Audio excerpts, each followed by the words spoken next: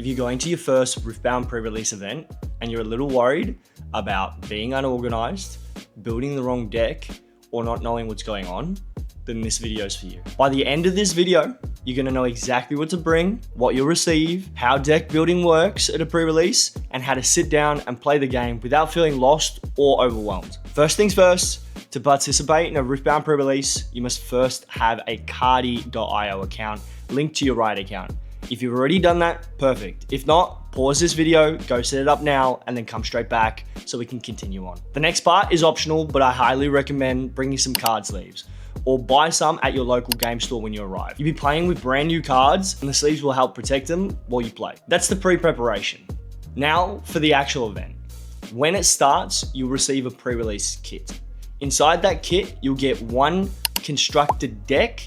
There are 6 different variants that you can pull, which are at random. You'll get a Yone champion unit promo. Also keep in mind that your pre-constructed deck should come with a 12 card rune deck that matches the domains of your given legend. And lastly, 5 booster packs, which you'll use to help build or modify your deck. Let's move on to the deck building part. The pre-constructed deck itself contains 15 cards, but to play in a pre-release, you need a 25 card main deck.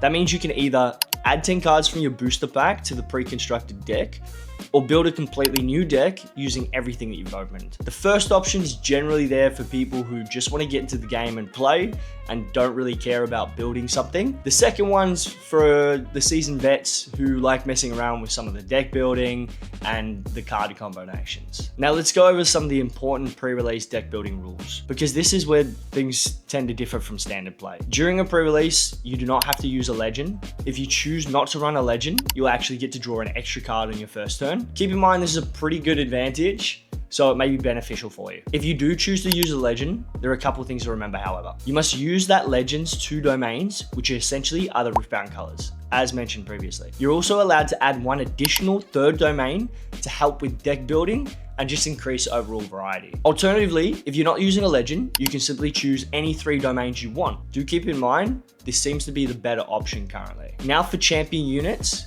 In standard Riftbound, your champion unit needs to share keywords with your legend. However, during a pre-release, that restriction's removed. You don't need to worry about it. You can essentially play any champion unit you want as long as they match 2 of your domain colors out of the 3 that you've chosen. Another big difference during the pre-release involves signature spells.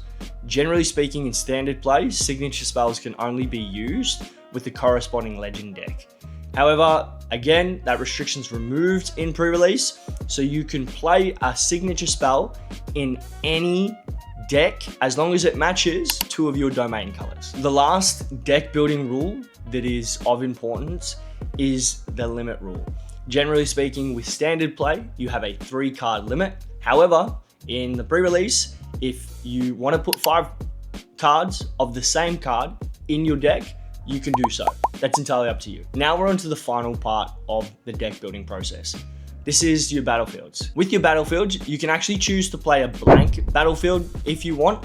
This may be because you didn't draw a battlefield, or you don't like the current battlefields that you have. And realistically, that's all you need to know in regards to the Riftbound pre-release event. Just remember, if at any point you're needing assistance or you're unsure about what to do, whether it's the game state or you're feeling a little overwhelmed, you can speak to your opponent to take a break, or you can speak to the store staff to get assistance. Just remember, pre-releases are beginner friendly, and the point of them is for people to try out something they've never tried before. Everyone there is, generally speaking, there to help.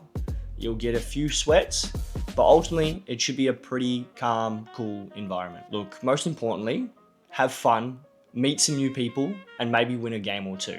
But don't put too much pressure on yourself. That's all from me. Thank you for watching. I appreciate you, and I'll see you in the next one.